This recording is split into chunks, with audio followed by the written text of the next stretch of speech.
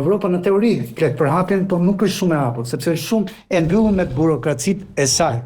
Ndërkohë që a mund të shfrytëzojë kjo Evropë shanset që vijnë nga ngritja, profesor Xhepa, e nivelit të hapjes së vazhdueshme të Kinës. Kina është gjithnjë një vend në hapje, duke hapur sektor, Kjo është fakt edhe duke qartazi që këtë në lloj klime konfliktuale në marrëdhënie ndërkombëtare që është krijuar si pasojë e kontekstit të ri gjeopolitik, Kina ka shfaqur gjithmonë sepse ka dhënë kulturën dhe traditën konfuciane filozofike që janë për hapjen, për harmonizimin etj. Dhe duke se kemi një kontrast të madh.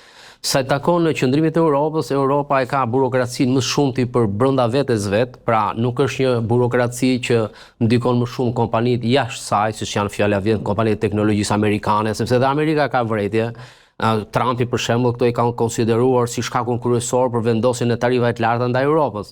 Pra, ky është një problem i brendshëm i Europës, të cilën Europa e ka konstatuar. Raporti Draghit ka dhe një action plan shumë të detajuar për mënyrën se si duhet të reformohet Europa, për t'ju qasur me të njëjtin fleksibilitet që kanë korporatat amerikane apo kineze në këtë garë.